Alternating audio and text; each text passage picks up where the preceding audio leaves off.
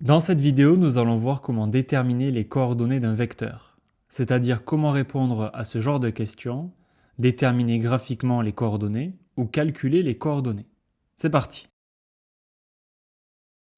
Première partie, comment déterminer graphiquement les coordonnées de vecteurs. La méthode est la suivante. Il faut décomposer le vecteur en fonction des vecteurs du repère. Prenons des exemples. Nous avons le plan muni du repère O, I, J. Donc les deux vecteurs du repère, ce sont les vecteurs I et J. Le vecteur I, il effectue un déplacement horizontal vers la droite d'un carreau, tandis que le vecteur J effectue un déplacement vertical vers le haut d'un carreau. Pour décomposer le premier vecteur, le vecteur U, en fonction de I et de J, on va regarder les déplacements horizontaux et verticaux. Le vecteur U, il effectue un déplacement horizontal de 4 carreaux vers la droite.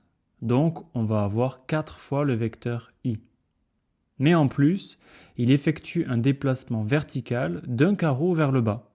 Donc, un déplacement dans le sens opposé de celui du vecteur J. On va donc avoir moins une fois le vecteur J. Ainsi, le vecteur U est égal à 4i moins 1j. Pour obtenir les coordonnées du vecteur U, il suffit de noter les coefficients dans la décomposition.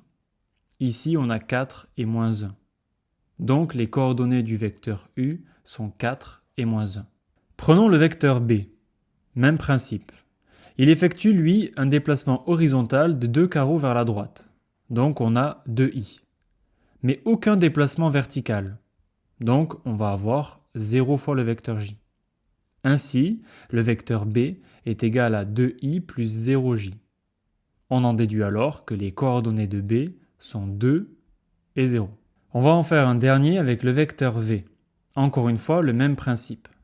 Celui-là, il effectue un déplacement horizontal de 2 carreaux vers la gauche. Donc, un déplacement dans le sens opposé de celui du vecteur I.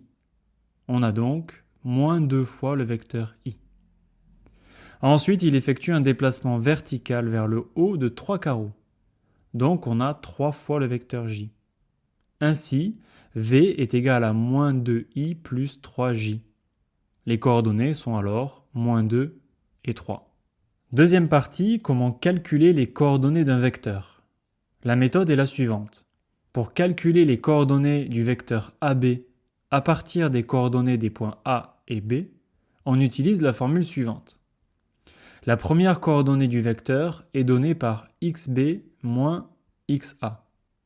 Pour la deuxième coordonnée, on fait yb moins ya. Prenons un exemple.